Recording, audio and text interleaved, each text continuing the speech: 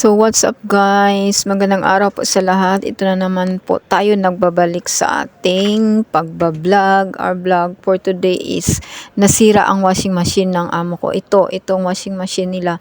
3 days na kaming hindi nakapaglaba kasi ayun, may mga na nag-aayos pero sabi nila hindi daw maayos kaya kailangang palitan ng bagong washing machine. So ayun nga, sinukat nila kung gaano kalapad. Ayun na nga, binitbit ko na yung mga damit na pinaghubaran nila. Ayan, binitbit ko nilabas ko sa bahay at ayan, naglalakad ako. Siguro 5 minutes galing sa bahay ng amo ko through sa Lola. O diba parang Pinas lang ang peg yung dalhin sa sapa yung mga labahin.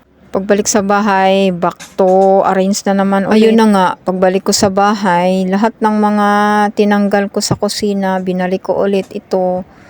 Ang mga kinuha ko dyan sa ibabaw ng rep, binalik ko lahat, yung mga saksakan. O diba, yun lang ang trabaho natin, pabalik-balik.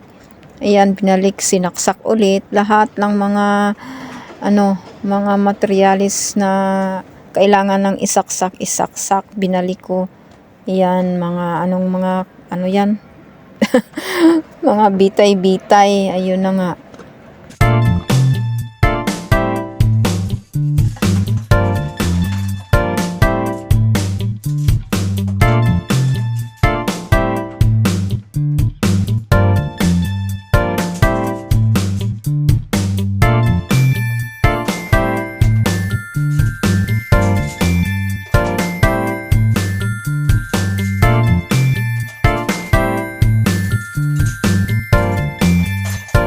Itong mga strainer, binalik ko, mga kutsara, binalik ko lahat, tapos winalisan kasi madumi. Ayun, yan ang trabaho nating mga katulong dito sa ibang bansa.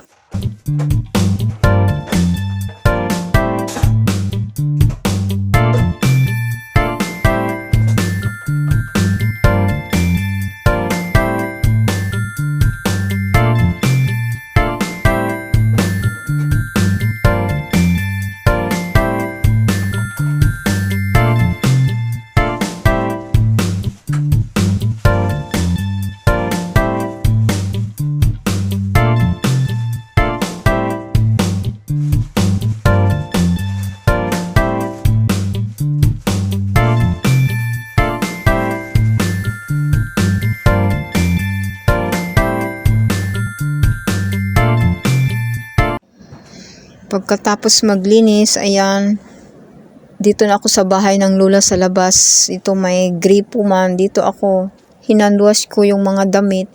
Diba? Parang Pinas lang ang peg. Pero sa special mention ko pala si Miss Jocelyn Layoso. Sabi niya mag-vlog daw ako ulit. Thank you for watching.